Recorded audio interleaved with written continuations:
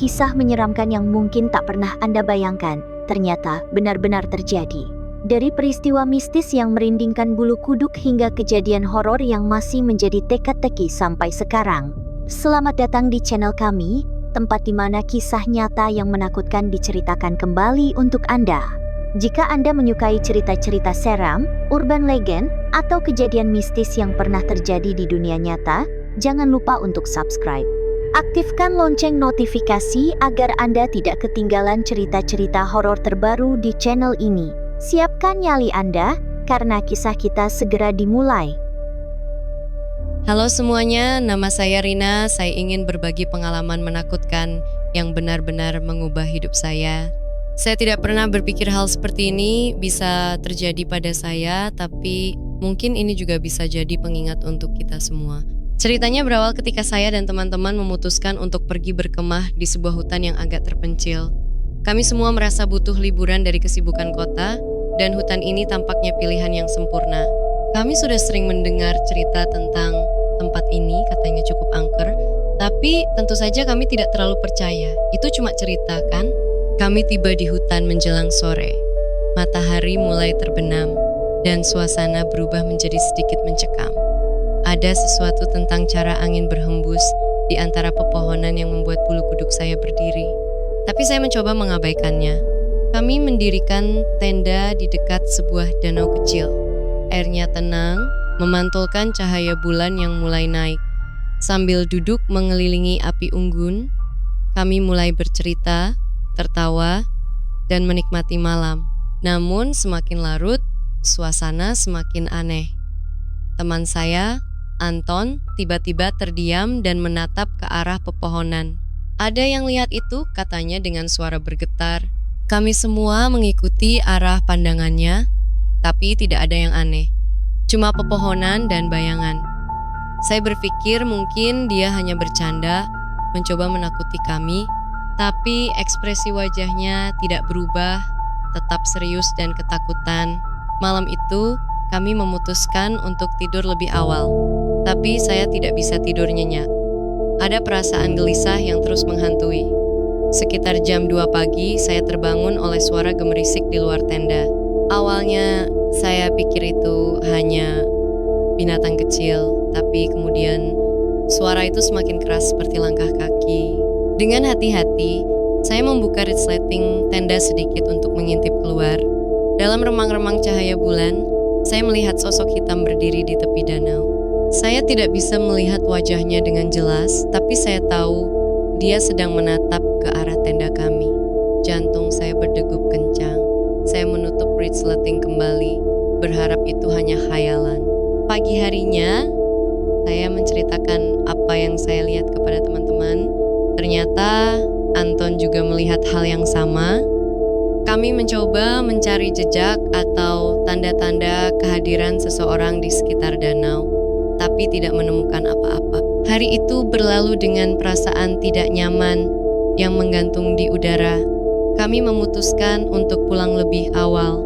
Saat kami berjalan keluar hutan, saya merasa seperti diawasi. Setiap kali menoleh, saya tidak melihat siapapun, tapi perasaan itu tidak hilang. Beberapa minggu kemudian, saya mendengar kabar bahwa seorang pendaki hilang di hutan itu.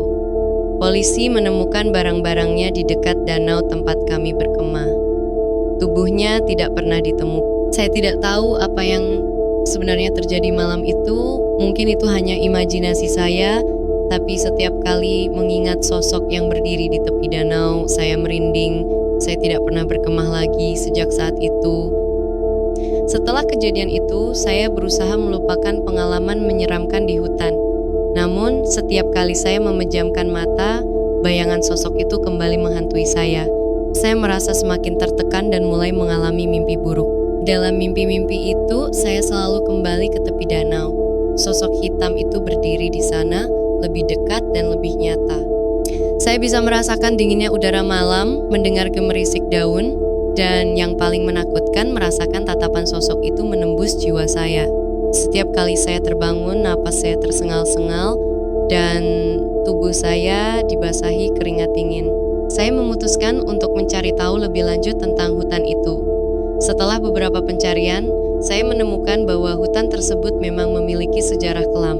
Dahulu kala, katanya, ada seorang pertapa yang tinggal di sana. Ia dikenal sebagai sosok misterius dan sering dihindari oleh penduduk setempat. Konon, kematiannya penuh dendam dan rohnya tidak pernah tenang.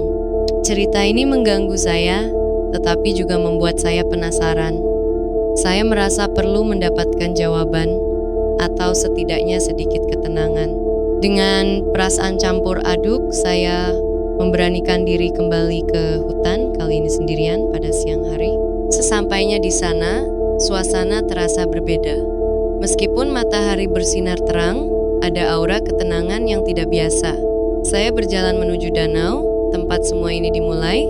Saat tiba, saya melihat sekilas sesuatu yang berkilau di tepi air. Rasa penasaran membawa saya mendekat. Itu adalah sebuah kalung tua, tampaknya sudah lama tergeletak di sana. Tanpa berpikir panjang, saya mengambilnya. Ketika saya menyentuh kalung itu, angin berhembus kencang, membuat pepohonan bergoyang, dan menciptakan suara gemerisik yang mengingatkan saya pada malam itu. Saat itulah saya mendengar suara berbisik, samar tapi jelas, seperti berasal dari dalam kepala saya. "Kembalikan," katanya. Jantung saya berdebar lebih cepat. Saya melemparkan kalung itu kembali ke tanah dan mundur perlahan. Merasa ketakutan, saya berlari meninggalkan tempat itu. Saya tidak menoleh ke belakang sampai saya yakin sudah jauh dari danau. Nafas saya tersengal saat akhirnya sampai di tepi hutan. Sejak hari itu, mimpi buruk saya berhenti. Roh itu, atau apapun itu, mungkin hanya ingin kalungnya kembali. Tapi satu hal yang pasti, saya tidak akan pernah kembali ke hutan itu lagi. Pengalaman ini mengajarkan saya untuk lebih menghormati tempat-tempat yang tidak kita kenal.